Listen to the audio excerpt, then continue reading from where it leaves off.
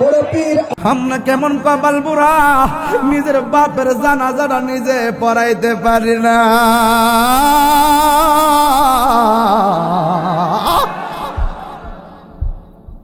আমরার মতো কপাল পোড়া আর কেউ নাই রে। হে আমার বাবা, মসজিদের মধ্যে একটা খাট আসিনি রে বাবা, ওই খাটটা প্রতিদিন আমরা মসজিদে দেখি, একটা বার ভাবি নাই খাটের মধ্যে আমার কইরা আসল বাড়িতে লই আইব, ওই খাটটা সময় মতো আমার বাড়িতে চলে যাবে। আমার বাড়িতে চতুর্দিকে কাপড় টানাইব, টানাইয়া বড়ই পাতার গরম জল করব। হাইরে কত রঙের পাতা দেখলাম, বাঁশ পাতা, তাল পাতা, কত পাতা দেখলাম। বড়ই পাতার গরম জল দিয়া কেন গোসল দেওয়াই, এই কথা দিয়ে কোনো মৌলবীরা কয় না। হাইরে এবার গরম জল করে সাবান দিয়া দৌত করে আঙ্গুলগুলা খিলাল করে, যদি একটা বার সময় পান মাতার বাড়ির বাবা, কেউ যদি মারা যায় গোসলের ভিতরে ঢুকবেন, ডুইকা ডুইকা গোসল না করানো অসুবিধা নাই, শুধুমাত্র তাকাইয়া তাকাইয়া দেখবেন মানিক মিয়া দোকানে চা খাইছে, মানিক মিয়া রিক্সা চালাইছে, মানিক মিয়া চাকরি করছে, মানিক মিয়া নামাজ পড়ছে। এই মানিক মিয়ার দেহ থেকে রুটা জোর বার হইয়া গেছে গো।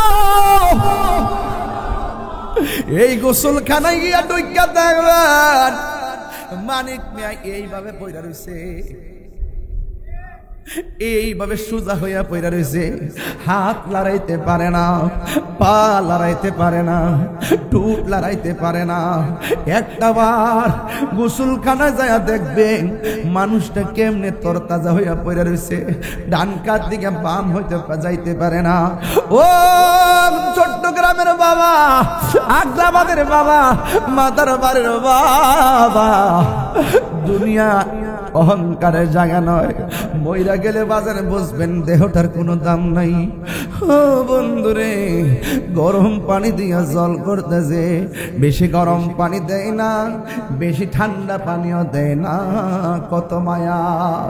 এই কথা আমি প্রায় মাহফিলের মধ্যে বলি, বেশি গরম পানি দেয় না, বেশি ঠান্ডা পানিও দেয় না, কত মায়া। আবার জোরেও টিপ দেয় না, কত মায়া। আবার শোয়াতিকে বসাইয়া পেটের মধ্যে চাপ দিয়া পায়খানা বের হলে টিস্যু দিয়া পরিষ্কার করে, এমনি কাহারো পায়খানার মধ্যে কেউ ধরে না। ওই মুহূর্তে গোসল দেওয়ার সময় মলমূত্র যখন বের হয়, পেটের মধ্যে চাপ দিলে যখন পায়খানা বের হয় টিস্যু দিয়া পরিষ্কার করে দেয়, কত মায়া। মায়া রে মায়া, কত মায়া। এমনি আমরা কাদের মধ্যে বেশি ভার লই না, অথচ লাশটাকে নেওয়ার জন্য কত মানুষ কাঁধে লইয়া তারে বিদায় দিতে হয়। কাদের মধ্যে অনেক ভার লাগে, কিছু মনে লই না, কত মায়া। মায়া রে মায়া। জানাজার মাঠের মধ্যে লইয়া, জানাজার মাঠের মধ্যে লইয়া, আল্লাহু আকবার, জানাজার মাঠের মধ্যে লইয়া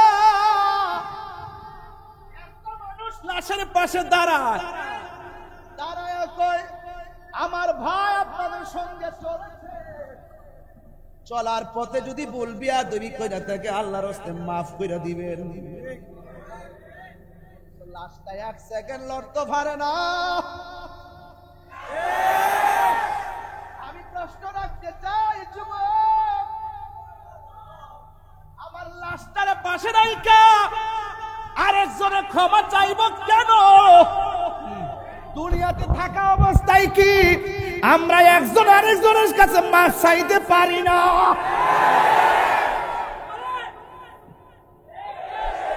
আমরা কি বলতে পারি না, বন্ধু অনেক কষ্ট দিছি, আব্বা আপনার অনেক কষ্ট দিছি, আম্মা আপনার অনেক কষ্ট দিছি, ও দোকানদার ভাই আপনারা বড় কষ্ট দিছি, ও মসজিদের কমিটি আপনারা বড় কষ্ট দিছি। বাঁশি বাগানে বা গোরস্থানে হয়তো দিবে কবর, তোমরা আমায় যাবে ভুলে, রাখবে না জানি কোন খবর, পড়বে কি মনে আমার কথা, ফেলবে কি অস্ত্র কোনো দিন হারিয়ে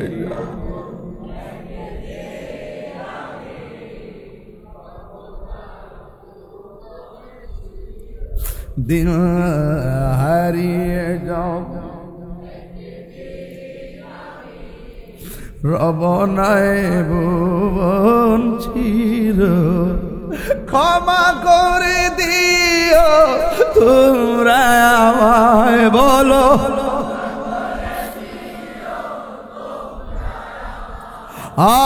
ভুল করে থাকি যদি কোনো দিন হারিয়ে যাব, রব নাই ভুবন চিরদিন। কাদের মধ্যে লাশ নিয়ে গুরুস্থানে যাই রে, দুইজন কবরে নামে কি নামে না, দেশ না রে হাতে দে, কত মায়া কত মায়া, মাটির মধ্যে টাপ মাইরা ফালায় না, ব্যথা লাগবে কত মায়া। আমার নবী আপনার নবী বলেন, মৃত মানুষের সঙ্গে এমন জোর করে প্রহার করা যাবে না যে তারা ব্যথা পাবে। আর আমি কোন দেশে বাস করলাম, কবরের দিকে লাশ তুইলা গায়ের মধ্যে আগুন ধরাইয়া দে, এমন মানুষ সমাজে বাইরিয়া গেছে, কথা বলেন।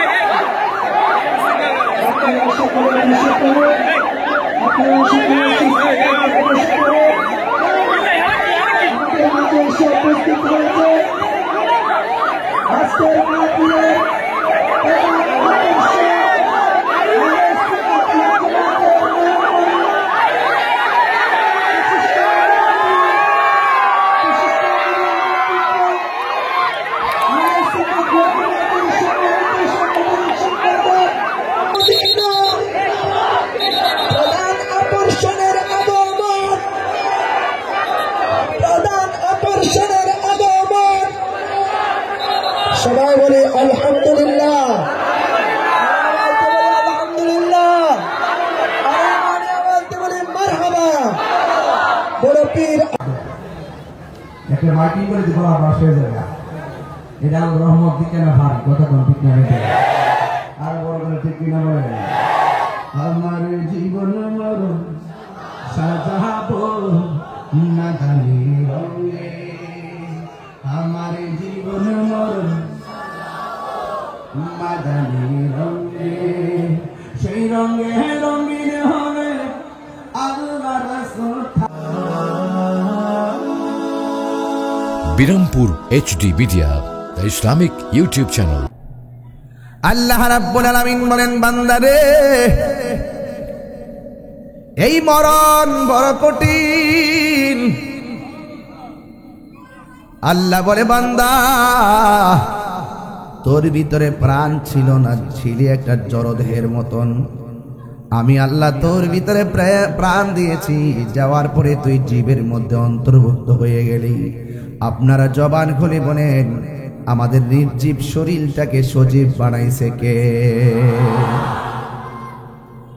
প্রাণহীন দেহটারে প্রাণ দিয়েছে কে?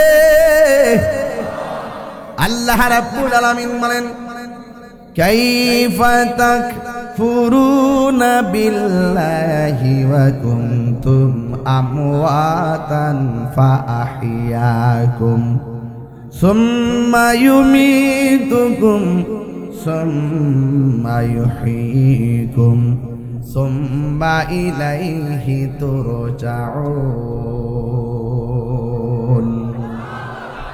আল্লাহ রাব্বুল আলামিন বলে, বান্দা তুমি তো জানো না গো, তুমি আমি আল্লাহর কোন কোন নিয়ামতকে অস্বীকার করবা। তুমি ছিলে নিষ্প্রাণ, আমি আল্লাহ তোমারে প্রাণ দিয়েছি। প্রাণ দেওয়ার পরে আগ্রাবাদে কেউ কাউন্সিলর হয়ে গেল, মাতার বাড়িতে কেউ কাউন্সিলর হয়ে গেল, আবার কেউ মন্ত্রী হয়ে গেল, এমপি হয়ে গেল, কেউ তাহিরির মতন বক্তা হয়ে গেল, কেউ বিল্ডিং ঘরের মালিক, কেউ টিনের ঘরের মালিক। আল্লাহ কয়, বান্দা আমি আল্লাহ তোরে প্রাণ দেওয়ার পর তোরে আমি সম্পদের মালিক বানাইছি, তোরে আমি আল্লাহ বিভিন্ন পদের মালিক বানাইছি। আমি আল্লাহ তোর সব একটা থাবা মেরে শেষ করে দিব। ওই থাবার নাম হলো মৃত্যু, মৃত্যু, মৃত্যু, মৃত্যু। আল্লাহ বলেন, সুম্মা ইউমীতুকুম, অতঃপর আমি আল্লাহ তোরে মৃত্যু দিয়া সব বাহাদুরি বন্ধ করে দেব। যখন আমার ঘরের সামনে আজরাইল এসে যাবে,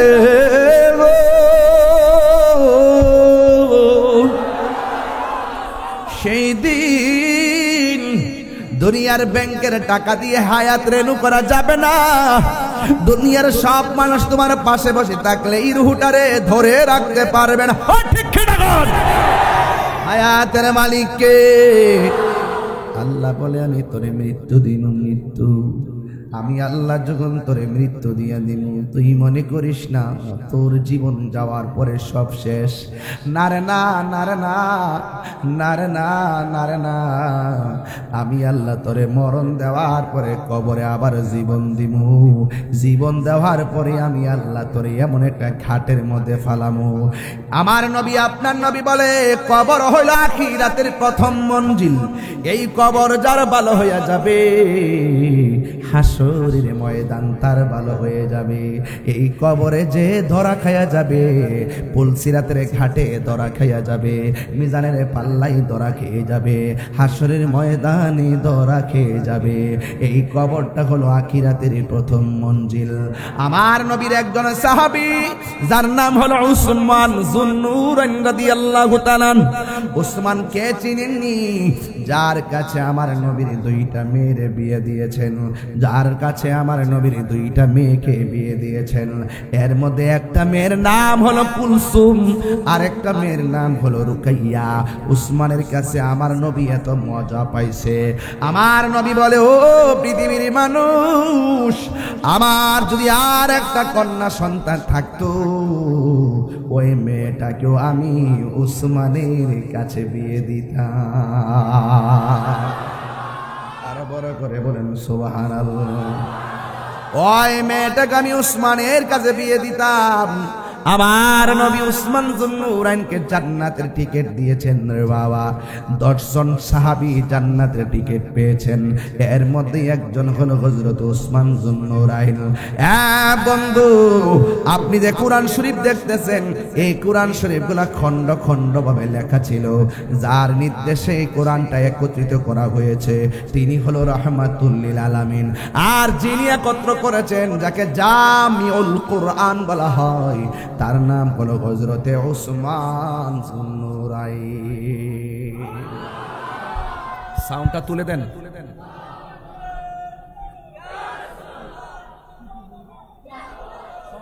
আমার ভাইয়েরা, ও আমার মাতার বাড়ির বাবা, ও আগ্রাবাদের বাবা, হালি শহরের বাবা, অক্সিজেনের বাবা, আরে যত জায়গা থেকে আসছেন গো, আপনারা আমার সঙ্গে আওয়াজ দিতে হবে। ওসমান যুন্নুরাইনের পাওয়ার কি কম না বেশি? আরো জোরে বলুন, কম না বেশি? ওই ওসমান যুন্নুরাইন যখন নামাজ পড়ে, নামাজের পরে তার চেহারাটা বড় আনন্দিত দেখা যায়। নামাজের পর তার চেহারাটা বড় আনন্দিত দেখা যায়। নামাজের পর তার চেহারাটা বড় আনন্দিত দেখা যায়। জিহাদের পরে তার চেহারাটা বড় আনন্দিত দেখা যায়। হ্যাঁ বন্ধুরে, এবার একটা জায়গায় গেলে ওসমান চোখের পানি ফালাইয়া ফালাইয়া কান্দে। ওই জায়গার নাম হলো অন্ধকার কবর, অন্ধকার কবর, অন্ধকার কবর। এবার উসমান যুন্নুরাইন রাদিয়াল্লাহু তাআলা আনহুকে প্রশ্ন করে, হে উসমান, সব জায়গায় গেলে আপনি আনন্দ থাকেন, কিন্তু কবরে গেলে আপনি কেন চোখের পানি ফালাইয়া ফালাইয়া কান্দেন? আপনি না জান্নাতের টিকিট ওয়ালা? উসমান যুন্নুরাইন বলে, ও পৃথিবীর মানুষ, যিনি আমার টিকিট দিছে তিনি আবার কায়রা নয়া যাইতে পারে রে। এই কবর কেমন হবে আমি তো জানি না। আমার নবী বলেছেন এই কবর হলো আখিরাতের প্রথম মঞ্জিল। জোরে জোরে কে আল্লাহু আকবার বলা যাবে না? আখিরাতের প্রথম মঞ্জিলের নাম কি? এই আওয়াজে মানি না, জোরে বলো নাম কি? এই ফ্যানটা আমার দিকে কেউ দেয়, আরেকটু দাঁড়া, ঠিক আছে। আমার যুবক ভাইয়ারা, কি ভাষায় ওয়াজ করব?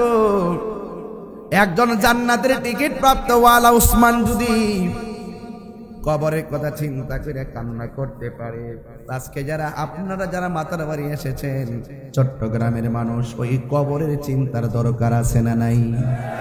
আর বড় করে বলো, আছে না নাই? আমার নবী বলে, উম্মত, দিনে রাইতে যদি কেউ 20 বার মরণের কথা খেয়াল করে, আল্লাহ রাব্বুল আলামিন তার মরণটাকে শহীদের খাতায় লিখে দিবে। এই জন্য আমার নবী বলে, উম্মত রে, মরণটা কেমন জাননি? জীবন্ত বকরির গায়ে থেকে চামড়া তুললে যত কষ্ট হয়, এর চাইতে বেশি কষ্ট হয় আজরাইল যখন তোমার প্রাণ পাখিটারে ধরব। ও বন্ধু, বন্ধুরে, মরণ যখন তোমারে ধরে, হাড্ডিগুলা টাস টাস করে খুলে যাই, আবার আপনার রক্তগুলা পানি পানি হয়ে যায়। শুধুমাত্র তাই নয়, আপনার রগগুলো টাস টাস করে ছিঁড়ে যায়। এমন বুঝি অবস্থা আমার দাদার বাপের হইছে, এমন বুঝি অবস্থা আমার দাদারও হইছে, এমন বুঝি অবস্থা আমার বাবারও হইছে। এমন অবস্থায় বুঝি আমার আপনার জন্য অপেক্ষা করতেছে। আপনারা জবান খুলে বলেন, হায়াতের মালিককে। আহা, এই জন্য আমার যুবক, আমার নবী, আপনার নবী বলে, উম্মত, আজরাইল যখন তোমার রূহটারে ধরবে, এত অনুরোধ করবা, কিন্তু আজরাইল মানবে না। আজরাইলে বলবে, তোমার কান্নার চাইতে আমার আল্লাহর হুকুমটাই হলো আমার কাছে সব চাইতে বড়। একদিন মাটির ভেতরে হবে ঘরে মন আমার কেন বান্ধ দালান ঘর রে মন আমার কেন বান্ধ দালান ঘর প্রাণ পাখি ওরে যাবে পিঞ্জর ছেড়ে ধরা ধামে সবই রবে তুমি যাবে চলে ঠিক না বন্ধু বান্ধব যত মাতা পিতা তারা শত হয়ে যাবে সবই তোমার পরে মন আমার কেন বান্ধ দালান ঘর রে মন আমার কেন বান্ধ দালান ঘর একদিন মাটির হবে গরে মন আমার কেন বান্ধ দালান ঘর ঠিক না এ আব্বুরি ও যুবক ভাইয়েরা আমার নবী আপনার নবী রহমাতুল লিল আলামিন বলে গো ইমানদার ঘরে মরণটা কবে সুন্দর আপনারা বলেন আমরা কি ইমানদার না বেঈমান আর জোরে বলুন আমরা কি ইমানদার না বেঈমান ইমানদারের কাছে আজরাইল আসবে ঘরের দরজার মধ্যে দাঁড়াইব মাতার বাড়িতে দাঁড়াইয়া দরজায় দাঁড়াইয়া ইমানদার আজরাইলে সালাম দিব এমন সালাম আমরা চাই কি চাই না জীবনে এমপির সালাম দিলেন মন্ত্রীর সালাম দিলেন জীবনে বাবার সালাম নিলেন বন্ধুর সালাম নিলেন আজরাইলের সালামটা সেদিন কেমন লাগবে সহজে বোঝা যায় আজরাইল আইসা সালাম দিয়ে কি বলবে ও আল্লাহর বান্দা আল্লাহ আমারে পাঠাইছে তোমার রূহটা নেওয়ার জন্য কি বলো মাতার বাড়ি ইমানদার বলবে আজরাইল এত দেরি করো কেন তাড়াতাড়ি লইয়া যাও আল্লাহর সঙ্গে আর নবীর সঙ্গে দিদারের জন্য মনটা পাগল পাগল হইয়া রইছে আল্লাহু আকবার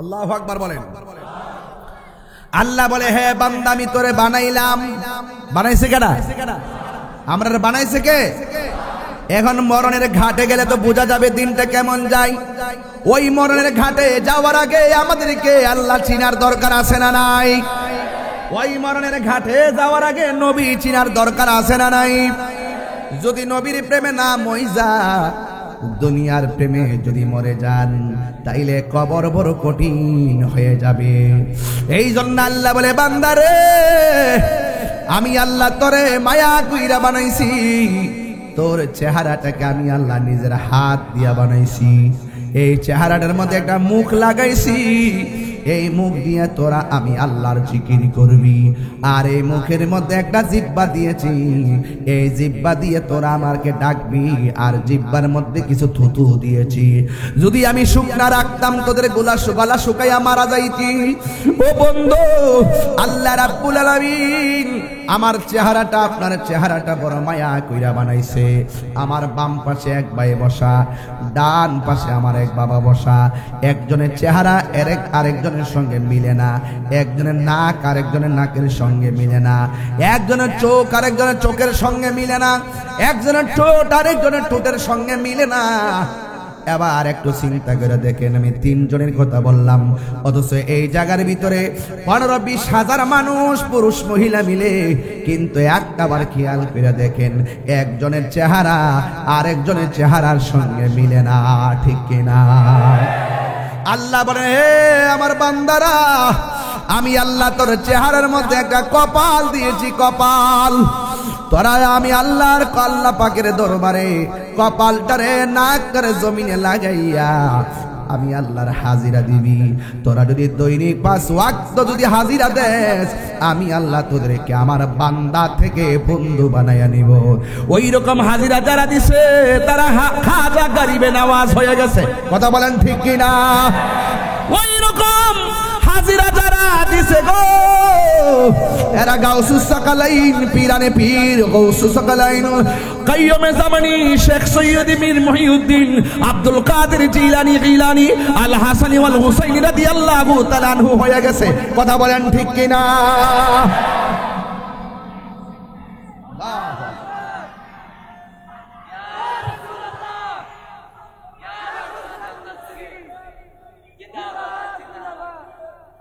আমার ভাইরা, আমরা বান্দা থাকতে চাই না, আমরা আল্লাহর বন্ধু হতে চাই। বন্ধু হতে গেলে দুনিয়ার কাউকে খুশি করতে নয়, আমার রহমাতুল আলামিনকে খুশি করতে হবে। নবীজিকে জানের চাইতে বেশি ভালোবাসতে হবে, সন্তানের চাইতে বেশি ভালোবাসতে হবে, মায়ের চাইতে বেশি ভালোবাসতে হবে, বাবার চাইতে বেশি ভালোবাসতে হবে। সকল মানুষের চাইতে আমার নবীকে ভালোবাসতে পারলেই তুমি হয়ে যাবে আল্লাহর ওয়ালি। কথা বলেন ঠিক কিনা?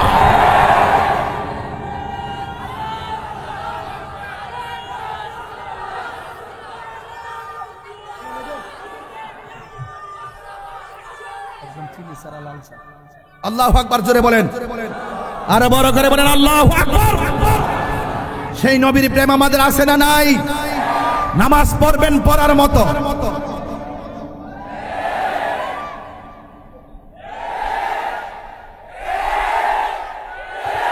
নামাজ পড়বেন পড়ার মতো, রোজা রাখবেন রাখার মতো, হজ করবেন করার মতো, জিকির করবেন করার মতো, মানবিক কাজ করবেন করার মতো।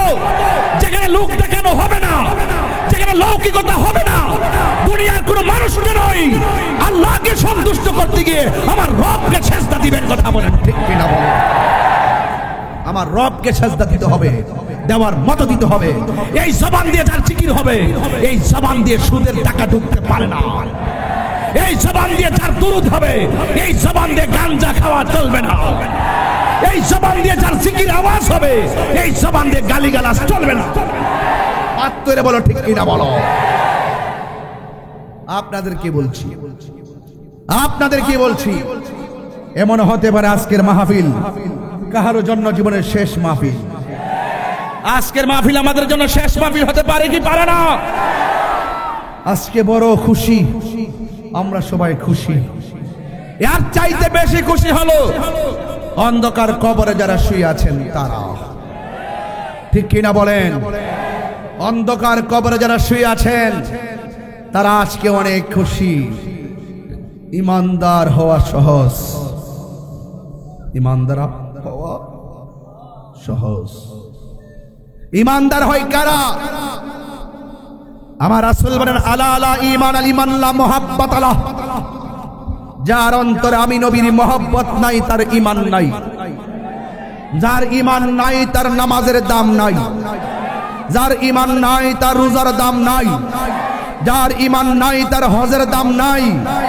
ঈমান আছে তো আল্লাহ আছে। আল্লাহ বলতেছেন বন্ধু আপনাকে ভালোবাসলেই আমি আল্লাহকে ভালোবাসা হয়ে যাবে। সুতরাং আল্লাহ মানা নবী মানা নয়, নবী মানলেই আল্লাহ মানা হয়। কথা বলেন ঠিক না বেঠে? আমরা সুন্নিরা যারা নবী নবী করি, জশ্নে জুলুস পালন করি, এরা আমাদেরকে বেদাতের ফতোয়া দেয়। এই বেদাত এখন আর খায় না। তোমরা বেদাতের সংজ্ঞা নির্ণয় করতে ব্যর্থ হয়েছ। তোমরা বেদাতের প্রকারভেদ চিহ্নিত করতে ব্যর্থ হয়েছ। তোমরা ঢালাও ভাবে বেদাত বেদাত বলে বলে সেই বেদাতে হাসানাকে নিকৃষ্টতার কাতারে নিয়ে যাওয়ার চেষ্টা যখন করেছো, তখন আমরা দলে বলে রাজপথে লক্ষ লোক মাঠে নেমে প্রমাণ করে দিয়েছি জশ্নে জুলুস পালন করা দলিলের ব্যাপার না, এটা মহব্বতের ব্যাপার।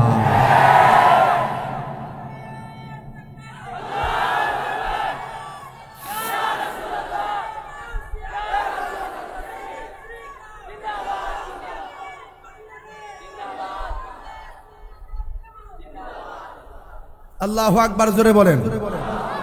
তাহলে ইমানের দাম কম না বেশি? ইমানদারের সাথে কি মাটি খারাপ ব্যবহার করবে? এই বাবুরা করবে, আমার বাবারা এটা করবে? ইমানদারের সাথে কি মাটি খারাপ ব্যবহার করবে? ইমানদারের সাথে আজরাইল খারাপ ব্যবহার করবে না। ইমানদারের সামনে, ইমানদারের সাথে কিয়ামতের আলামত যখন শুরু হবে, সেই ভয়াবহ তাণ্ডব ইমানদারকে গ্রাস করবে না। বুঝতে পেরেছেন? এর জান মালের জিম্মাদার আল্লাহ নিয়েছেন জান্নাতের বিনিময়ে। কিসের বিনিময়ে? জান্নাতের বিনিময়ে। এই জন্য রাসূল বলেন ইমানদারের সামনে এসে, আচ্ছা বাবারা আমি যেভাবে চিল্লাই আপনারা কি রাগ করেন? আবার যদি বলেন শব্দ দূষণ তাহলে একটু কমাই দিব, কারণ আমার বাড়ির থেকেও বইলা দিয়ে ওয়াজ মাহফিল বেশি চিল্লায়েন না। এই চিল্লান যে কোন সময় গড়ে সুর করেন আল্লাহ জানে। আমি বলছি আর এটা কি তাকো না কো, মাঠ হইলে হাজার হাজার লোক, গড় হইলে তুমি একলা। আমি কি একটা মানুষের উপর গীতা জুলুম করতে পারি? আসে মারা হাজারে গান। হ্যাঁ আরেকটা বাড়াইতাম, তুই আয়স না, আয়া দেওয়াস না, গরম কথা কন কত কঠিন। আল্লাহ একবার জোরে গন না। মনে হচ্ছে ওয়াজটা বুঝি অত সহজ বুঝি। বাবা ধারাবাহিক ভাবে চালাই যাস না মাইক দেয়া, একটা মাইকিং করলে গলা বাস হয়ে জায়গা। এটা আল্লাহর রহমত দিকে না ভারী কথা কন, ঠিক না বেটে? আরো বড় করে ঠিক কিনা বলেন? আমার জীবন মরণ সাজাবো মাদানী রঙ্গে, আমার জীবন মরণ মাদানী রঙ্গে। সেই রঙ্গে রঙিন হলে আল্লাহর রাসূল থাকবেন আমার সঙ্গে। আমার জীবন মরণ সাজাবো মাদানী রঙ্গে। আল্লাহুম্মা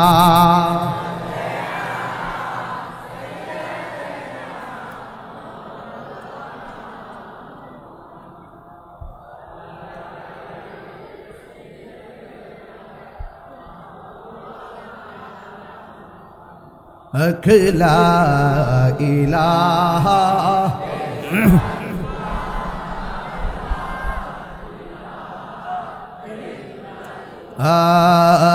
লা ইলাহা ইলাহা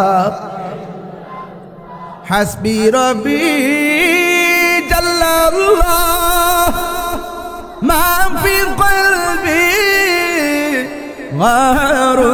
গায়রুল্লাহ নূর মুহাম্মদ।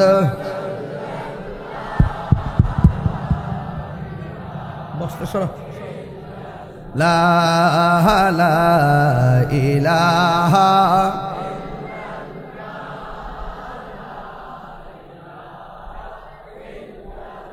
একটা জবান বন্ধ রাখবেন না, মোহব্বতে মায়ার সুরে বলো সুবহানাল্লাহ।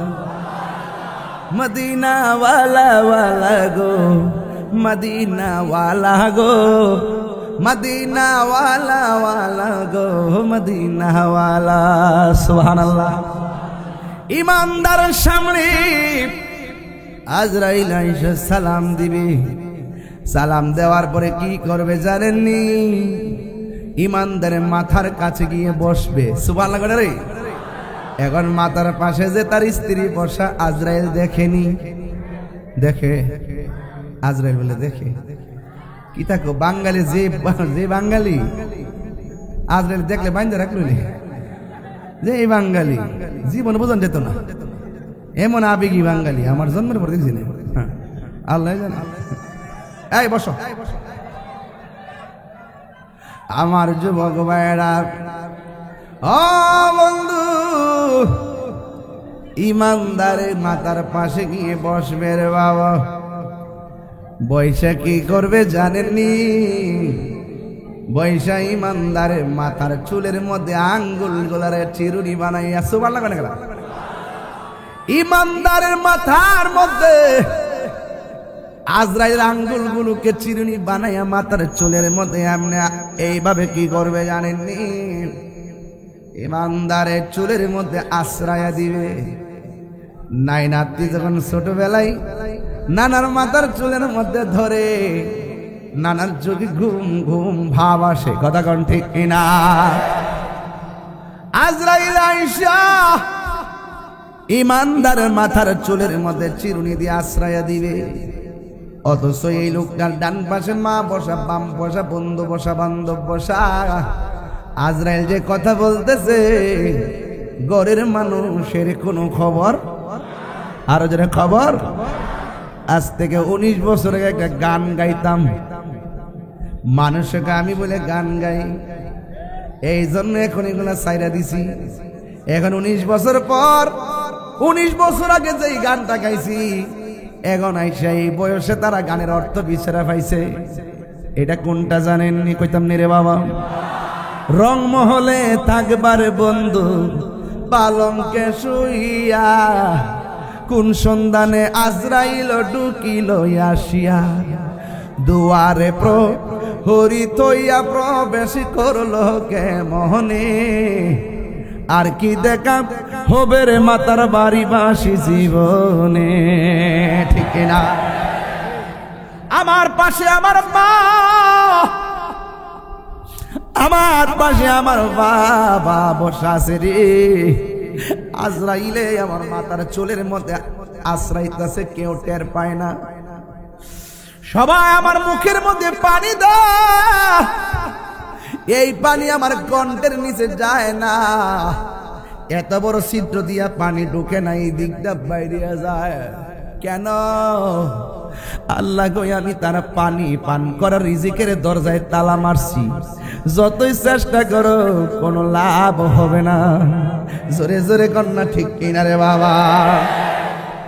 আমার আল্লাহ তার রিজিকের দরজায় তালা মারছে। বান্দারে 2 দিন যদি চাকরিতে না যায় বেতন কাইটা দেয়, 1 মাসের মধ্যে 15 দিন চাকরিতে না গেলে বেতন কাইটা দেয়, হাজিরা না দিলে। অথচ আমার আল্লাহ 5 ওয়াক্ত নামাজের হাজিরা আমরা দিছে। আমরা 1 দিন গেলাম না, 2 দিন গেলাম না, 3 দিন গেলাম না। দুনিয়ার মালিক মালিকানা পাইয়া 15 দিন না গেলে বেতন কাইটা দেয়। আর আমার আল্লাহর হাজিরা দিয়ে আমরা মাসের পর মাস দেই না। আল্লাহ যদি ইচ্ছা করতো রে বাবা, মাছের কাটা গলার মধ্যে লাগাইয়া আমাদের রিজিকের দরজায় তালা মারতে পারতো কি পারতো না?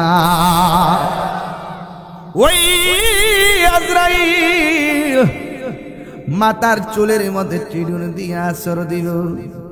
এবার বান্দার চোখের মধ্যে একটা ঘুম ঘুম ভাব আসবে।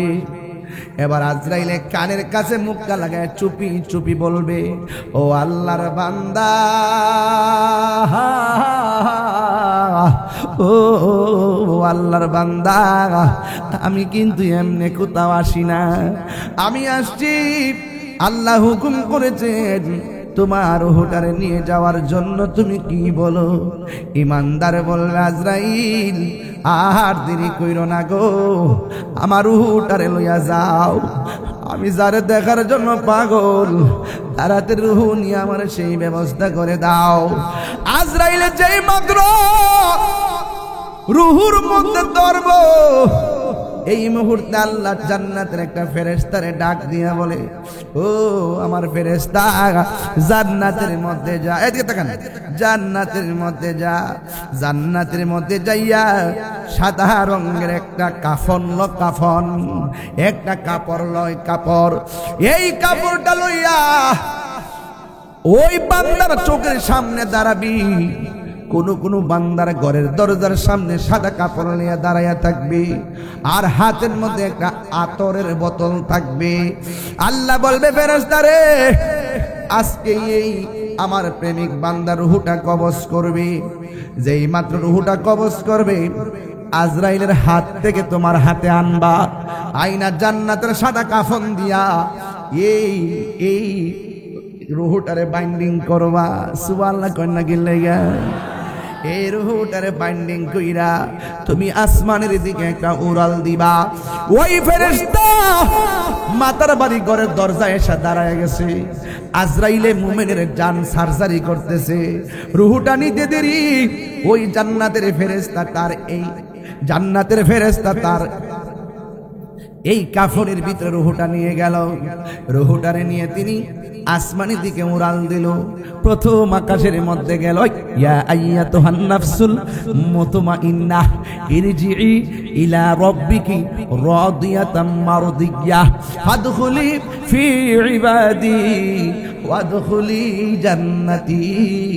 প্রথম আকাশের মধ্যে ফেরেশতা যাবে, আজ ওই ফেরেশতারা সালাম দিবে। দ্বিতীয় আসমানের মধ্যে যাওয়ার পর ফেরেশতারা জিগাইব তোমার হাতে কি?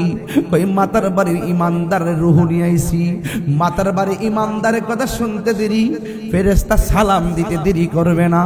তৃতীয় আকাশের মধ্যে গেল, মাতার বাড়ির ইমানদারের রূহটা দেখবে। দেখার পরে তৃতীয় আসমানের ফেরেশতা সালাম দিব, চতুর্থ আসমানের ফেরেশতা সালাম দিব, পঞ্চম আকাশের ফেরেশতা সালাম দিব, ষষ্ঠ আকাশের ফেরেশতা সালাম দিব গো। ওই শব্দ আকাশের মধ্যে যাবে, যাওয়ার পরে সালাম দিব। এবার আল্লাহ বলবে ফেরেশতারা তোমরা সপ্তম আকাশ পাড়ি দিয়েছো, এখন বলেন হুজুর সপ্তম আকাশটা কেমন? এক নম্বর একটা আসমান বানাইছে আমার আল্লাহ লোহা দিয়া, আর একটা আসমান বানাইছে আল্লাহ পাথর দিয়া, আর একটা আসমান বানাইছে আমার আল্লাহ স্বর্ণ দিয়া, আর একটা আসমান বানাইছে ইয়াকুত দিয়া। ও বন্ধুরে বন্ধুরে, ও মাতার বাড়ির বাবা,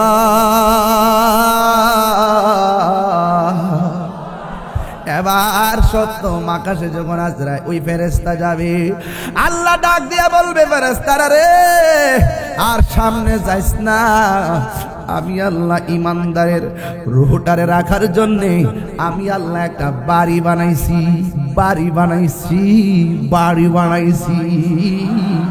ইমানদারের জিম্মাদারিত্ব কার? আল্লাহ বলবে ও ফেরেশতারা আমি আল্লাহ একটা বাড়ি বানাইছি সপ্তম আকাশের উপরে। এখন বলবেন হুজুর বাড়িটার নাম কি? বাড়িটার নাম হলো ইল্লিন। কোরআনের মধ্যে ইল্লিন আর সিজ্জিন আছে না নাই? বাড়িটার নাম হলো ইল্লিন। আর এই দিক দিয়া রুহু তো আল্লাহ নিয়ে গেছে, মাতার বাড়ির মানিক মিয়ার বডিটা ঘরে পড়ে আছে। বাজার থেকে এক রঙের একটা কাপড় আনবে, বাজান কাপড়ের রংটাকে লাল না নীল? সাদা কাপড় আনবে রে বাবা। এই কাফনের কাপড় হবে সাদা। এই কাপড়ের মধ্যে কোনো পকেট আসেনি, এই কাপড়ের মধ্যে কোনো সেলাই আসেনি। আরে বাবা মানিক মিয়ার রুহুডারে আল্লাহ ইল্লিনে লইয়া গেছে। মানিক মিয়ার বডিডারে বাইন্ডিং কইরা বিদায় দেওয়ার জন্য বাজার থেকে নিয়ে আসছি কি জানোনি? বাজার থেকে সাদা কাপড় নিয়ে আইছে। পুরুষের কাপড় হলো 3টা, মহিলার কাপড় হলো 5টা। পুরুষের কাপড় কেন 3টা, মহিলার কাপড় কেন 5টা? এই কথা দি কোনো মৌলবীরা কয় না। ও বন্ধুরে বন্ধুরে, ও বাবা, এবার ইমানদারের রুহটা নিয়ে গেল বডিটারে বাইন্ডিং করার জন্য। কাফনের কাপড় চলে আসলো।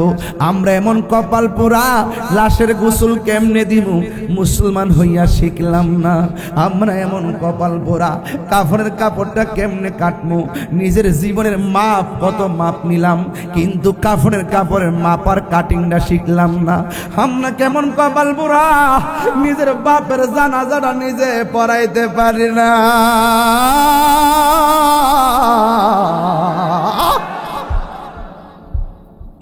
আমরার মতো কপাল পোড়া আর কেউ নাই রে।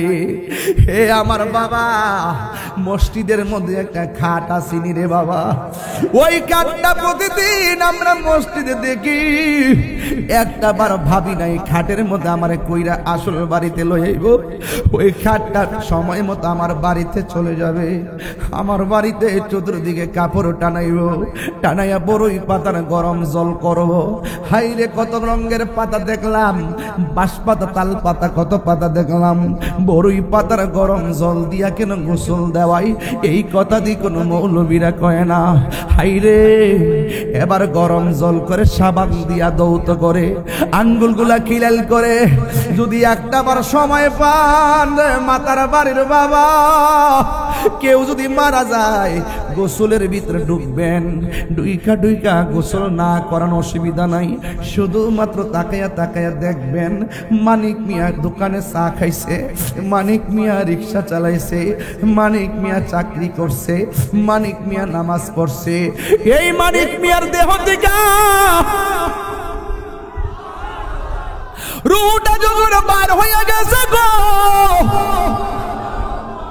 এই গোসলখানায় গিয়া ডুইকা দেখবেন মানিক মিয়া এইভাবে পয়রা রইছে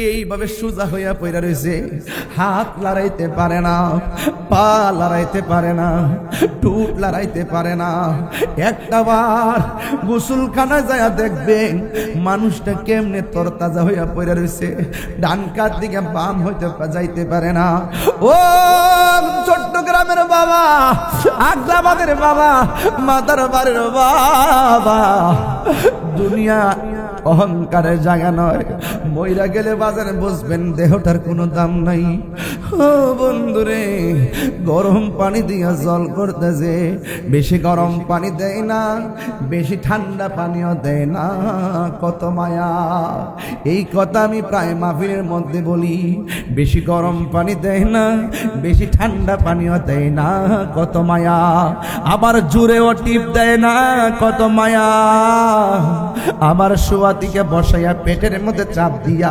পায়খানা বের হলে টিস্যু দিয়া পরিষ্কার করে এমনি কাহারো পায়খানার মধ্যে কেউ ধরে না ওই মুহূর্তে গোসল দেওয়ার সময় মলমূত্র যখন বের হয় পেটের মধ্যে চাপ দিলে যখন পায়খানা বের হয় টিস্যু দিয়া পরিষ্কার করে দেয় কত মায়া মায়া রে মায়া কত মায়া এমনি আমরা কাদের মধ্যে বেশি ভার লই না অথচ লাশটাকে নেওয়ার জন্য কত মানুষ কাঁধে লইয়া তারে বিদায় দিতে হয় কাদের মধ্যে অনেক ভার লাগে কিছু মনে লই না কত মায়া মায়া রে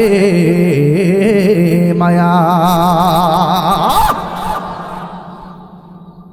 জানাজার মাঠের মধ্যে লইয়া জানাজার মাঠের মধ্যে লইয়া আল্লাহু আকবার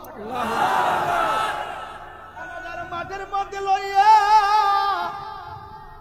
একটা মানুষ লাশের পাশে দাঁড়ায় কয় আমার ভাই আপনাদের সঙ্গে চলছে চলার পথে যদি বলবি আদবি কইরা তাকে আল্লাহর রাস্তে maaf কইরা দিবেন লাশটা এক সেকেন্ড লড়তে পারে না আমি প্রশ্ন রাখতে চাই যুবক আমার লাশটার পাশে রাইখা আরেকজনে ক্ষমা চাইব কেন দুনিয়াতে থাকা অবস্থায় কি আমরা একজন আরেকজনের কাছে মাফ চাইতে পারি না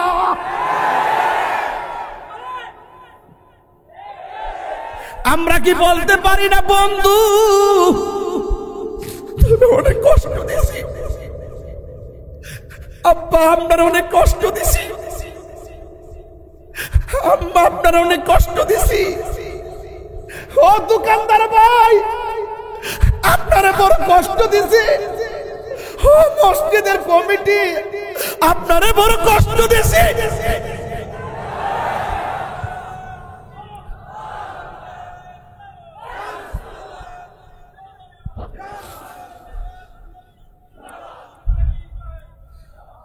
আমরা কি বলতে পারি না ভাই রে ও ভাই হারিয়ে যাব একদিন আমি রব নাই ভুবন চিরদিন হারিয়ে যাব একদিন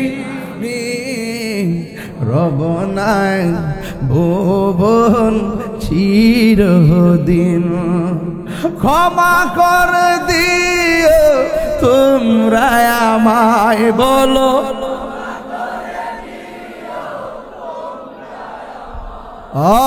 ভুল করে তাকে যদি কোনো দিন হারিয়ে যাব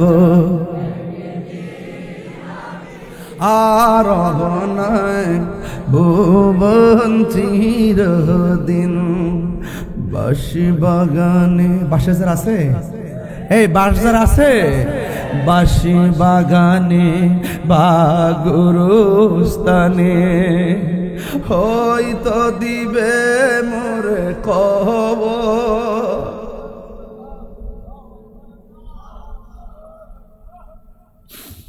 বাঁশি বাগানে বা গুরুস্থানে হয়তো দিবে মোরে খবর। তোমরা আমায় যাবে ভুলে, রাখবে না জানি কোন খবর। পড়বে কি মনে আমার কথা, ফেলবে কি অস্ত্র কোনো দিন হারিয়ে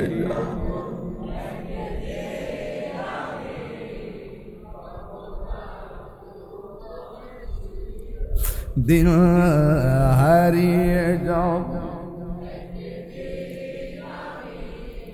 রব নাই ভুবন চির, ক্ষমা করে দিও তোমরা আমায় বলো।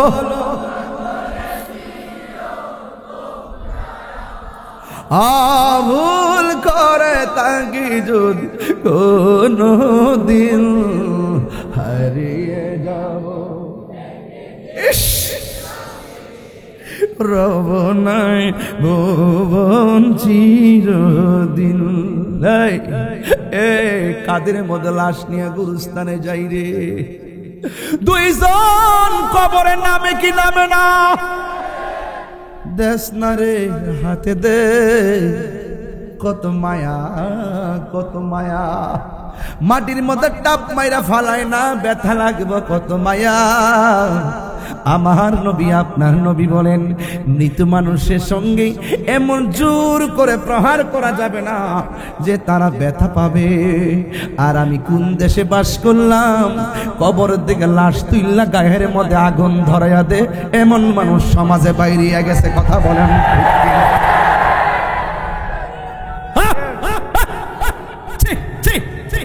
ধিক্কার জানাই সেই ব্যবস্থাপনাকে। কথা বলেন ঠিক কিনা?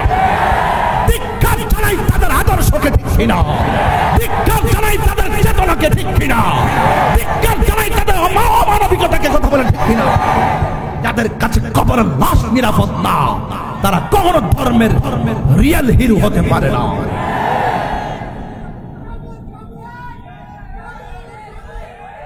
কথা বলুন। মুসলমান ইতিহাসটারে কলঙ্কিত করে দিলি, শেষ করে দিলি। এই কলঙ্ক কখনো মুছবে না, এটা পরীক্ষার মধ্যে আসবে, এটা সারা জীবন অঙ্কিত হয়ে থাকবে। আবার বড় বড় আলাপ করো যে ভণ্ডামি করছে, ইমাম মেহাদি দাবি করছে, মাজার পূজা করছে, এই করছে সেই করছে। আরে বেটা, যখন দুনিয়াতে থাকা অবস্থায় করছে তখন দললি নাকি লেগে? মানুষ মারা গেলে তো তোর অধিকার নাই, সেই বিচারে ফয়সালা তো আল্লাহ করবেন, ঠিক কিনা?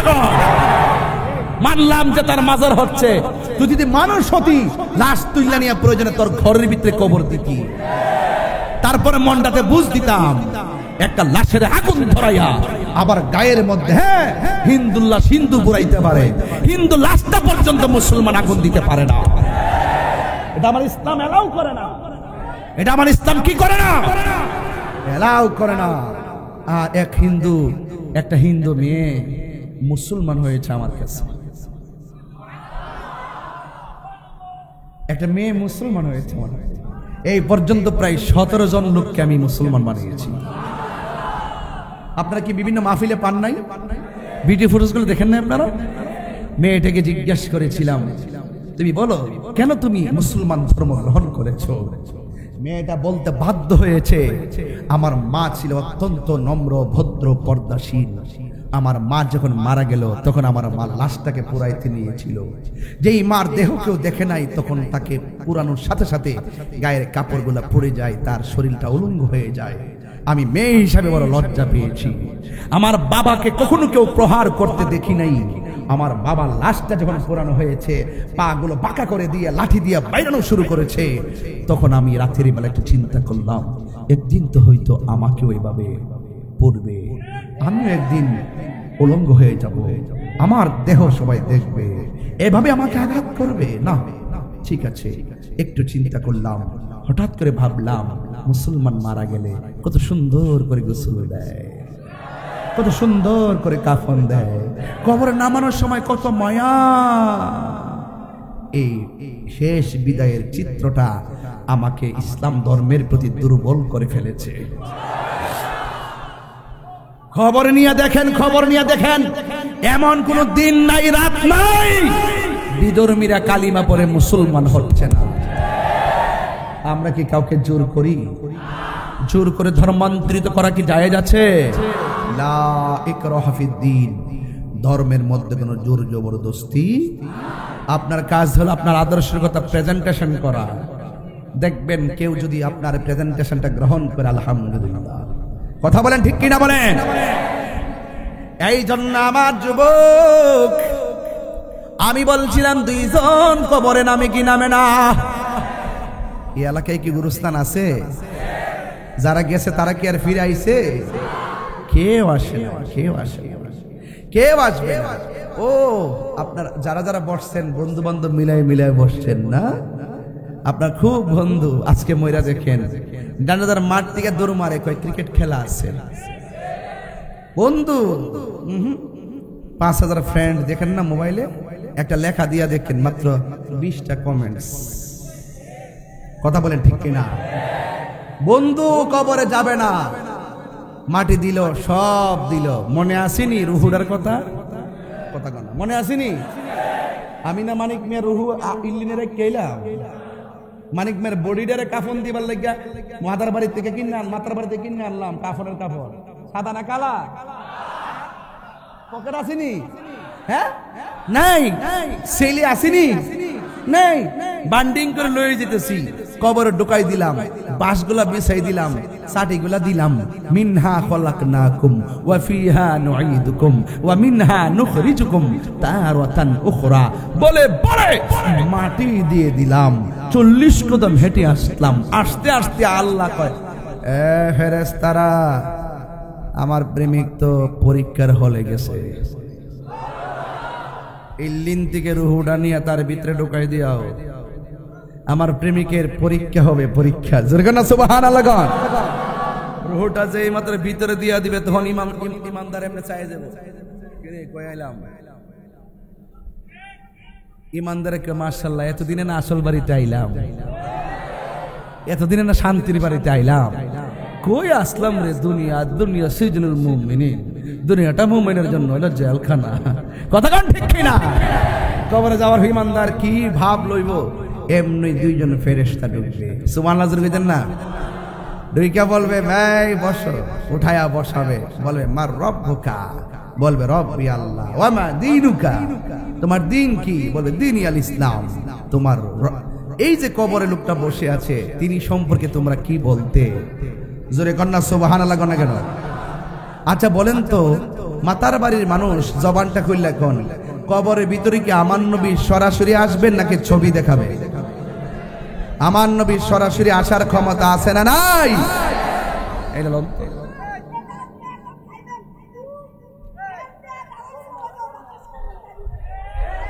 থাক থাক থাক থাক থাক।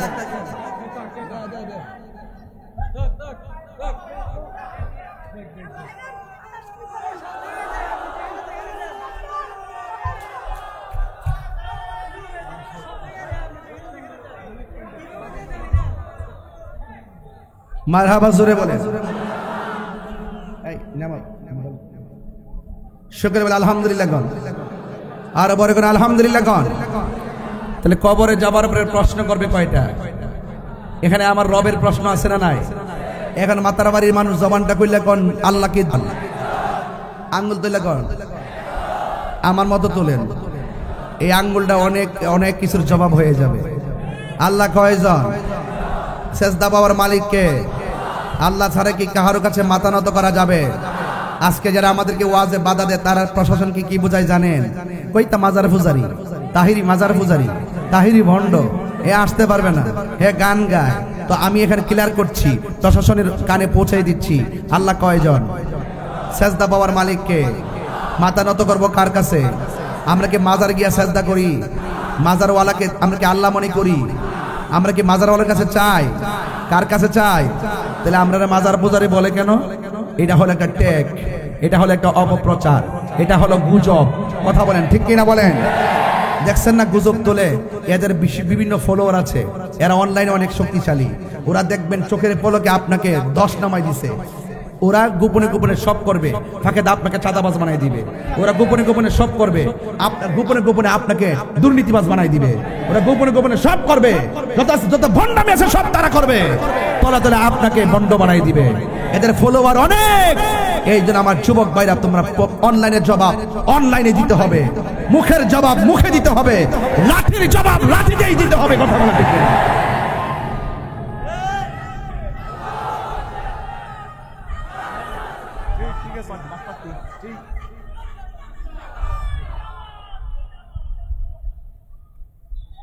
কষ্ট দিয়ে ফেলছি আপনাদেরকে, আমি কিন্তু কাউকে ছাড় দিব না। আমি এত ফ্রেশ কথা বলতেছি, এরপর আমাকে ট্যাগ লাগায়। আমি কি কোনো সময় সায়াসুমির গান গাইছি? হিন্দি গান গাইছি? ব্যান্ডের গান গাইছি? আধুনিক গান গাইছি? আমি নবীর শান গাইছি। শানের সামার তালে তালে জিকির করছি। সামা গাওয়া জায়েজ, জিকির করা জায়েজ, দুরূদ পড়া জায়েজ, নবীর শান গাওয়া জায়েজ। আতিউল্লাহ ওয়া আতিউর রাসূল ওয়া উলিল আমরি মিনকুম। আল্লাহর আনুগত্য, নবীর অনুসরণ, আউলিয়া কেরামের অনুকরণ, এই তিনটার কথা তো আল্লাহই কোরআনে বলেছেন। কথা বলেন ঠিক না বেঠে?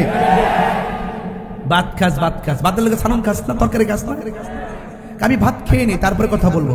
কি রে, পানি খাস না? সব কথা কি বলতে হয়? সব কথা বলতে হয়। এই জন্য আমি এখন শান গাওয়া কমাই দিছি। লাস্টে শুধু একটা শান দিয়ে বুঝাই দিছি, আমারই শান সুর ছন্দ, যদিও লাগে কারো মন্দ। নবীর শান সুর ছন্দ, যদিও লাগে কারো মন্দ।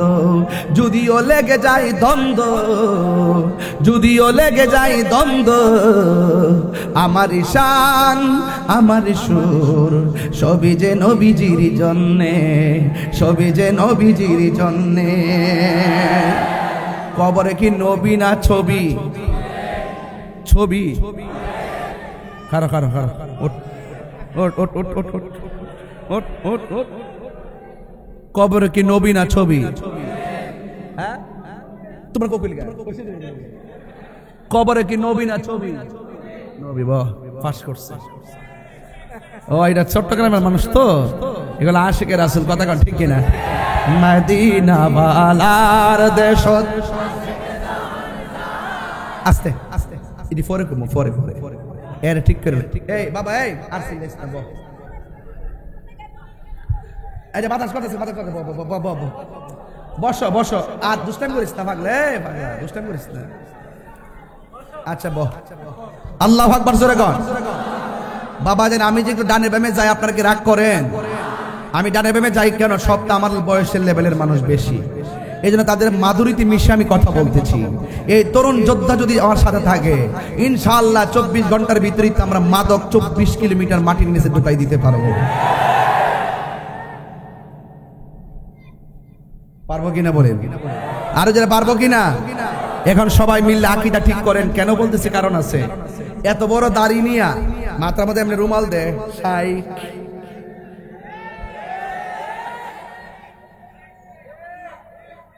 ইউটিউব মৌলবী, গুগল মুফতি, ফেসবুক মুফাসসির, আমরার মতন 12টার পরে 1টার পরে এমন হাজার লোক নিয়ে জীবনে আর ওয়াজ করার চান্স নাই। শুনলে না করতো, ইতা কি ভাবলি খায়? ইতা ইউটিউবের ব্যবসা করে, উল্টা পাল্টা একটা ফতোয়া দে, এটা যত ভিউয়ার্স হইব হ্যাঁ একটা ব্যবসা ইনকাম করতে পারবো। এটা হলো একটা ইনকাম করার ধান্দা আর কি, বুঝেন না ব্যাপারটা? যে একটা উল্টা পাল্টা একটা ফতোয়া দিয়ে দিলাম, এটা বাইরে লয়ে গেল, ভিউয়ার্স হইলে ফাঁকে দাম আর ডলার ঢুকতে পারলো। এই জন্য আমি বলি, এই মৌলবীরা ডলার খায়া কালার ফাল্লায়। কথা কন ঠিক কিনা? ইদানিং একটা জিনিস খেয়াল করছেন না আপনারা? আমাদের অনেক হুজুর আর দোয়ার ভাষাই পাল্টে গেছে, টেহা দিলে দোয়ার ভাষা পাল্টে যায়। আর অহন তো সুদের ওয়াজ করই না মৌলবীরা, ওয়াজ করে ডরা ডরা ডরা, ওয়াজ করো না। সুদ যে হারাম এটা কি মোল্লার কথা না আল্লাহর কথা? তো তুমি ডরাও কিনলে গিয়া, তুমি ডরাও দু হিডা হিডা হিডা। আমরা যে কই এই দেশে একমাত্র পিওর শিওর একদম নিট এন্ড ক্লিন আহলুস সুন্নাত ওয়াল জামাত। এরা টাকার কাছে ঈমান বিক্রি করে না, ঠিক কিনা বলেন? কি মৌলবি? গুমটা মৌলবি। ইউটিউব মুফতি, গুগল মুফাসসির, ফেসবুক মুহাদ্দিস। উনি বলতেছে কবরে নবীর উপরে দরুদ ও সালাম পড়লে নবী শুনে না। এমনকি নবী রওজা মুবারকের পাশে যায়ও যদি পড়ে তারপরও শুনে না। এরপর কি বলে জানেন? কয় কবরের ভিতরে নবী আসার কোনো ক্ষমতা নাই। এখন আপনারা মাতার বাড়ির মানুষ বলেন কবরে কি নবী না ছবি? এই বিশ্বাস আপনাদের আসেনি? কার কার আছে দুই হাত তুলে দেখেন না কেন? এই বিশ্বাস আমাদের আছে কিনা বলুন?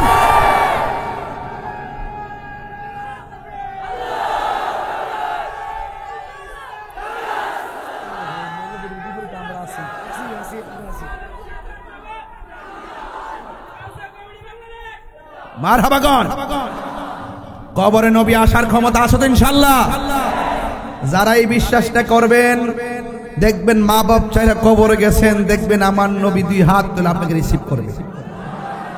আরো বড় করে বলেন সুবহানাল্লাহ। এখন মাতার বাড়িতে গুরুস্থান আছে কিনা? কয় বছর আগের গুরুস্থান? কয় বছর? 200 বছর। কয়শো বছর? ইতিহাস জানবেন না একটা? কবর দেওয়ার পরে 3 দিন পরে আপনার নাকটা পচে যাবে। সারা জীবন মনে করছেন ফ্যাটটা মনে ফুটটা জায়গা, ঠিক না? এই নাকটা পচে যাবে। নাকটা সর্বপ্রথম এটা নরম, পেটের ভিতর থেকে কীড়াগুলা এই নাক দিয়ে প্রথম বের হবে, পোকাগুলা। বাইরে বাইরে সবাই খবর দিবে একটা দারুণ খাবার পাইছি, তাড়াতাড়ি আসো। পোকামাকড় লাইন দিয়ে খবরে ঢুকবে। 3 দিন পরে নাকটা পচে যাবে। 6 দিন পরে আঙ্গুলের নখগুলা খুলে যাবে। 9 দিন পরে মাথার চুলগুলো পড়ে যাবে। এরপরে স্টেপটা চোখগুলা খুলে যাবে। এরপরে পেটটা ফেটে যাবে। এরপরে হাড্ডি থেকে গোশতগুলো ছেড়ে দিবে। এরপরে আপনার হাড্ডির যে জোড়া একের পর এক পাট পাট পরে থাকবে। বাবা জানলে বলছিলাম গুরুস্থানের বয়স কত? তিনি বললেন 150 বছর। এখন ইতিহাস বলতেছে আপনার আজকে থেকে 60 বছর আগে যে মারা গেছে, 60 বছর যখন পূর্ণ হয় একটা মানুষের হাড্ডিও কবরে আর বাকি থাকে না, সব মাটির সঙ্গে মিশে যায়। তার মানে কি আমার দাদা যদি মরে গিয়ে থাকে, আমার দাদার বাপ যদি মরে গিয়ে থাকে, কি হয়ে গেছে? কি হয়ে গেছে? আমার দাদার যেই দশা আমারও কি আরেক দশা হবে নাকি? এই জন্য যুবক প্রশ্ন আছে, আপনার হাড্ডি পচে গেল, আপনার বডি পচে গেল, আপনি যাই বলেন না বলেন, যত অপবাদই দেন না কেন, ওই ফাগলার যে কবর থেকে তুলছেন 14 দিন পরে বেড়ার কিছু হয়েছে না। কার ভিতরে কিতা আছে, কোন কারণে পড়ছে না, কিরে হইছে না, যেমন আসি নেমন হয়, এটা কেডা জানে? বেশি মাওলানাগিরি দেখায়ও না। গুমটার তলে ফুমটার বাসা, কথা কোন ঠিক না? নামাজ পড়লে জাহান্নামে যাবে, রোজা রাইখে জাহান্নামে যাবে, হজ কইরা জাহান্নামে যাবে। একমাত্র ভিতরে রিয়া, অহংকার আর বেনামাজি আর বেঈমানের কারণে, কথা বলেন ঠিক কিনা? তুমি কাকে কি বলতে চাইতেছো? কাকে কি বলতে চাও? আমি জানি, মনে করলাম সে ভণ্ড, যে হোক না কেন। দলিলে কি বলে? আজ থেকে প্রায় 400 বছর আগে কবর দিছে এক জায়গায়, নদী ভাঙ্গে গেছে, দেখতেছে ওই নদীর মধ্যে লাশ, যেমনে কাফন দিছে এইভাবেই রয়েছে। মাটি একজনকে খাইয়া শেষ করে দিলা, আবার কাহারও দেহের মধ্যে মাটি স্পর্শ করা, পোকামাকড় স্পর্শ করা আল্লাহ হারাম করে দিয়েছে। এরও বান্দা, তুমিও বান্দা, আপনিও বান্দা, আমিও বান্দা। তো আপনি বান্দা কবরে যাওয়ার পরে পচে গেলেন, আর ওই বান্দা এখনো 750 বছর পরও ওই কবরে জিন্দা কিভাবে? তার দেহের মধ্যে পচন ধরে নেই কেন? তিনি বলছেন, আমার জীবনটাকে মোস্তফার কদমে কুরবান করে দিয়েছি। একটা হলো বান্দা আর একটা হলো বন্ধু। বান্দা আর বন্ধু এক জিনিস। এবার আসেন দলিলে কি বলে। দলিলে কি বলে? এই কবরে 100 বছর, 500 বছর, 1000 বছর মানুষ পড়ে থাকবে। এমন একটা সময় আসবে যেই সময়ের ভিতরে,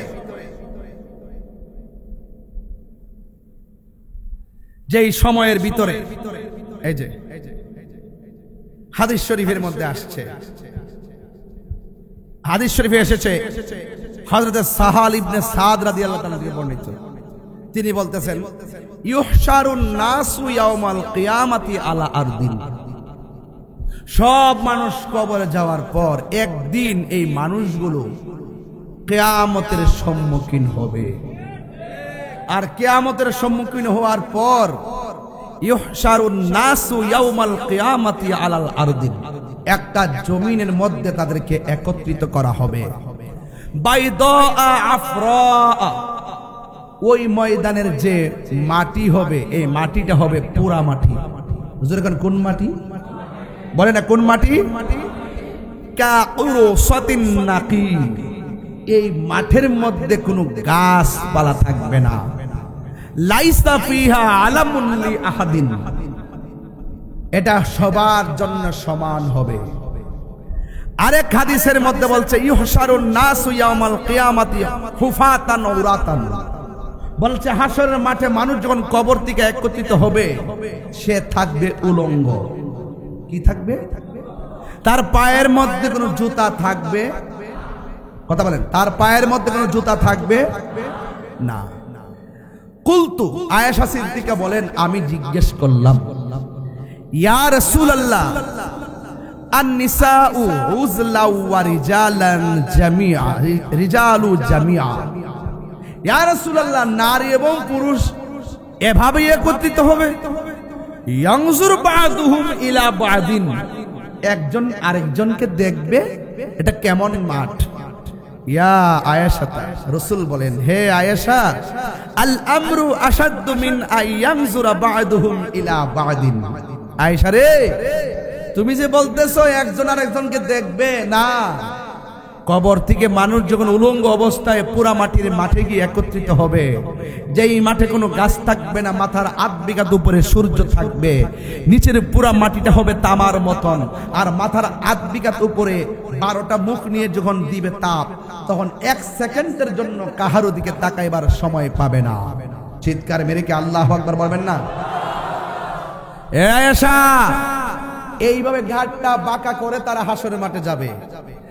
একজন আরেকজনকে দেখার কোনো সুযোগ পাবে না।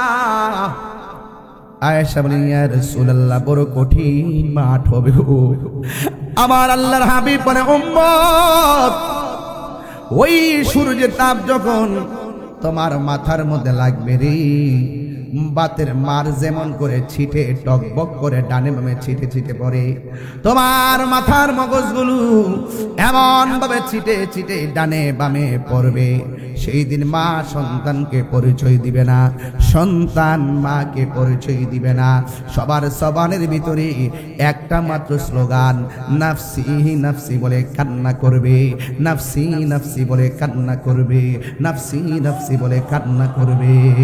এমন একটা মাঠ, এই যে এদিকে তাকান, কেউ গিরা পানিতে সাঁতার কাটবে, কেউ হাঁটু পানিতে সাঁতার কাটবে, কেউ কোমর পানিতে সাঁতার কাটবে। এই পানিগুলো কর্ণফুলীর পানির মতন ঠান্ডা হবে না। এই পানিগুলো দুনিয়ার আগুনের চাইতে 70 গুণ গরম হবে সেই পানি। ওই পানির মধ্যে তারা একেবারে সাঁতরাইব। আল্লাহরে ডাক দিয়া বলবে, আল্লাহ ও সহ্য করতে পারি না। একদিন নয়, 2 দিন নয়, হাসরের ময়দানে একদিন দুনিয়ার 50,000 বছর, এমন ভাবে হাসরের ময়দানে 50,000 বছর মানুষ গরম পানির মধ্যে দাঁড়ায়া থাকবে। ওই কঠিন মুসিবতে একজন নবীকে তাকায়া দেখবে, দাঁড়ায়া রইছে, জিজ্ঞাসা করবে, ও নবী, আপনি আমাদের আদম নবী, আমাদের আদি পিতা, মেহেরবানি করে আমাদের জন্য একটু সুপারিশ করেন না। আদম নবী বলবে, আমি পারবো না।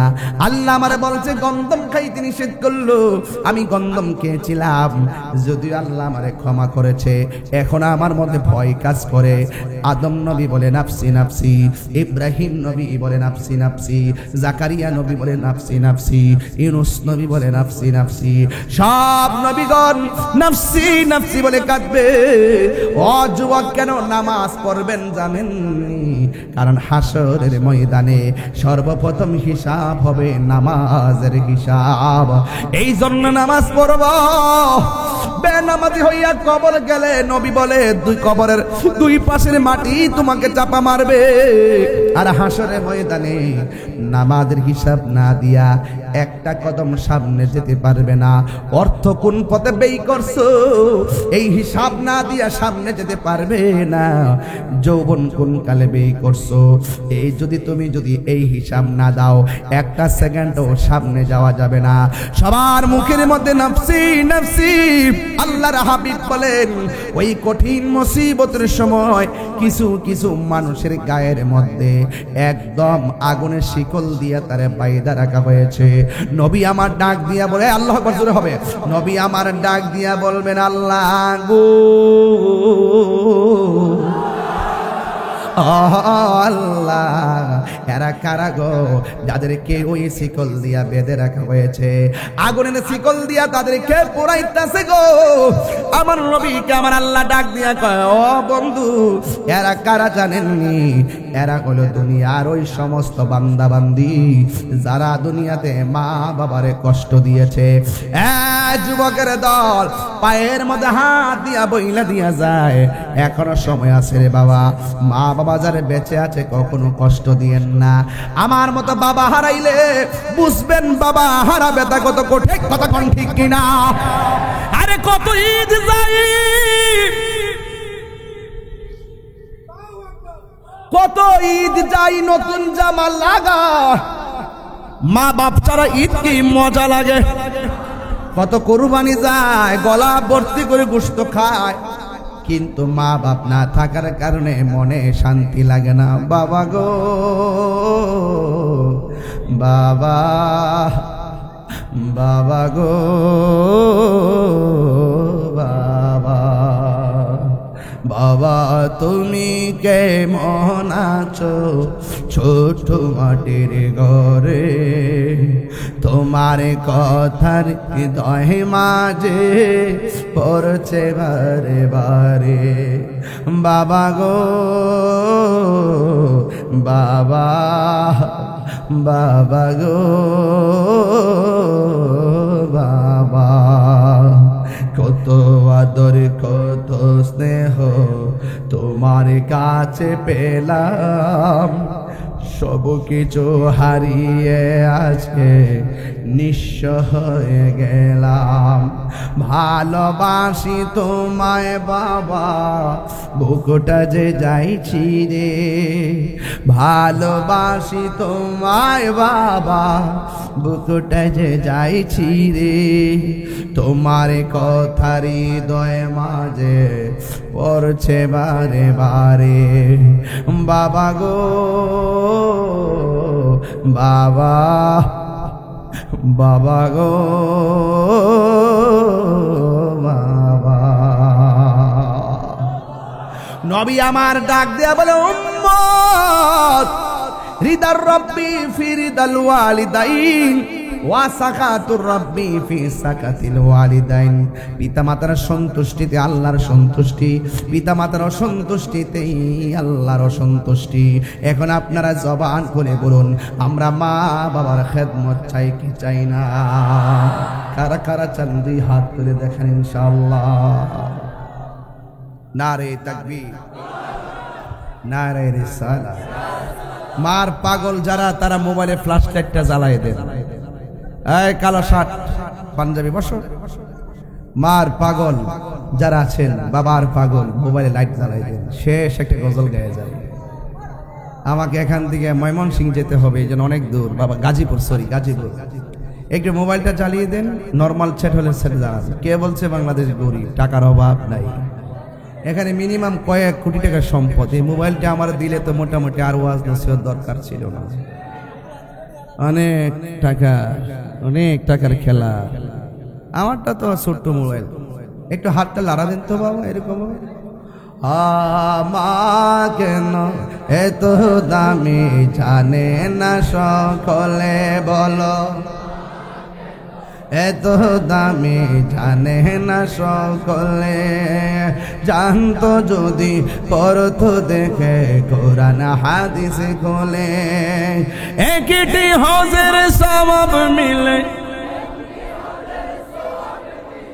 মাকে একবার দেখিলে। মা কেন এত দামি জানে না সকলে বলো, মা কেন এত দামি জানে না সকলে। 2 বছর পান করালো মায়ের বুকের দুধ, কোলে পিঠে নিয়ে আমায় দিতেন কত সুখ। সেই মায়ের কষ্ট দিলে, সেই মায়ের খুদার আরো সটলে। মা কেন এত দামি জানে না সকলে বলো, মা কেন এত দামি জানে না সকলে। জানতো যদি পড়তো দেখে কোরআন হাদিস খোলে। একটি হজের সওয়াব মিলে, একটি হজের সওয়াব মিলে। মাকে একবার দেখিলে, দেখিলে। মা কেন এত দামি জানে না সকলে বলো, মা কেন জানে না সকলে। 10 মাস 10 দিন মায়ে গর্ভে দিল ঠায়। রক্ত মাংস খাইয়া যেন এলাম দুনিয়ায়। সেই মায়ের দুঃখ দিলে, সেই খুদার আরো সটলে। মা কেন এত দামি জানে না সকলে বলো, মা কেন এত দামি জানে না সকলে। জানতো যদি পড়তো দেখে কোরআন হাদিস খোলে। একটি হজের সওয়াব মিলে, একটি হজের সওয়াব মিলে। মাকে একবার দেখিলে, দেখিলে। মা কেন এত দামি জানে না সকলে বলো, মা কেন জানতো যদি পড়তো দেখে কোরআন হাদিস খোলে। মা গো বলো না মদিনা কত দূর। মা গো বলো না মদিনা কত দূরে। সেটাই আমি যাবো কেমন করে। শুনেছি সেথাই নাকি, শুনেছি সেথাই নাকি দয়াল নবী আছে রে। মা গো বলো না মদিনা কত দূরে। সেথাই আমি যাবো কেমন করে। মা গো আমি তোমার কাছে চাই না চোখের মিষ্টি। তাহার রোজা দেখতে চাই যার জন্য সব সৃষ্টি। সে আশা বাদলো বাসা দয়াল রে। সে আশা বাদলো বাসা আমার অন্তরে। মা গো বলো না মদিনা কত মাগো বলো না মদিনা কত দূরে সেটাই আমি যাব কেমন করে শুনেছি সেটাই লাগি শুনেছি সেটাই লাগি কামলিওয়ালা আছে রে মাগো বলো না মদিনা কত দূরে মাগো বলো না মদিনা কত দূরে মদিনা কত দূরে মাগো বলো না মদিনা কত দূরে কি বুঝাইছি কি বুঝাইছি জাননি মার প্রশ্ন করছো মা বলো না মদিনা কোথায় মদিনায় যাব আর আমার নবী বলে উম্মত তুই যদি তোর মায়ের চেহারার দিকে একবার যদি নেক নজর তাকাস আমার আল্লাহ তোর আমল নামাই কবুল হজের সওয়াব দিয়ে দিবে আল্লাহু আকবার জান্নাতু তাহতা আকদামিল উম্মাহাত মায়ের পায়ের নিচে সন্তানের জান্নাত বলছিলাম রাসূল বলছেন হাশরের মাঠে মার অবাধ্য সন্তান যারা এই মুহূর্তে যদি আমি আমার ভাই নাম নাকি সালাউদ্দিন ভাইকে নিয়ে আর বাবা আপনার নামটা জয়নাল আবেদিন বাজানকে নিয়ে এই মুহূর্তে যদি আমি বাতার বাড়ি ঘরে ঘরে যাই দেখবেন 70% নালিশ আমাদের কাছে আসবে সালাউদ্দিন ভাইয়ের কাছে আসবে জয়নাল সাহেবের কাছে আসবে আমার কাছে আয়েশা বলবে হুজুর ওয়াজ তো করেন আমার সন্তান তো আপনার সামনে বসেই ওয়াজ শুনে কিন্তু আমার সন্তান আমার সঙ্গে ভালো ব্যবহার করে না 70% ঘরের ভিতরে সন্তান যারা মা সম্মান পায় না 70 কেন 90% ওই সন্তানের পরিবারের দ্বারা সন্তানের বউয়ের দ্বারা তার মা ভালো আচরণ পায় না কথা বলেন ঠিক না চুল পরিমাণ মূল্যায়ন করে না যেই শাশুড়ি যেই মা মনে করেছিল সন্তানকে বিয়ে করানোর পর আমাকে আমার ছেলের বউ আমাকে উজুর পানি বানিয়ে দিবে আজকে খবর নিয়ে দেখলাম উজুর পানি বানাইবো দূরের কথা পয়সা খাওয়ার পানি দেয় না জামাটি আতাও কান্না তাও কেমন একটা সাপ দিব 5,000 টাকার শাড়ি কিনে দিলে চলতো না 20,000 টাকা শাড়ি কিনে দিতে হবে আবার যদি জামাই যদি আলাদা কিনে নিয়ে আসে গালটা ফুলে রাখবো আমার পছন্দ হইছে না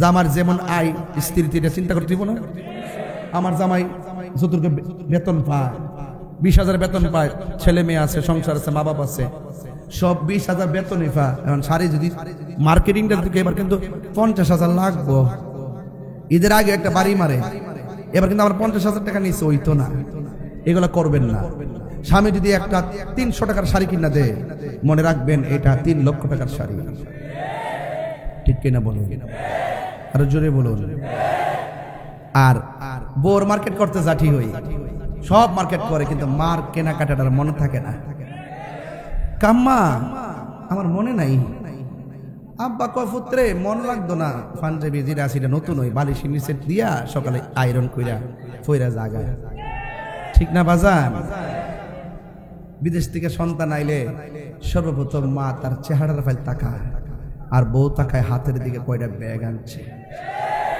বউ কোনদিন মাতো নার নয় বউ আফন ও আবলুসন আবলুসন মানে আবুল হোসেন যদি আবার এখানে আবুল হোসেন থাকে মনে কষ্ট পাইব তো এর লাগে আবুল হোসেন কইছি আর কি বউ কোনদিন মাতো নার নয় বউ আফন ও আবুল হোসেন বউ কোনদিন মাতো নার নয় বউ আফন বউ তোরে ভালোবাসিব নিউ মার্কেট থেকে লাল শাড়ি কিনা দিবি যতক্ষণ না দিলে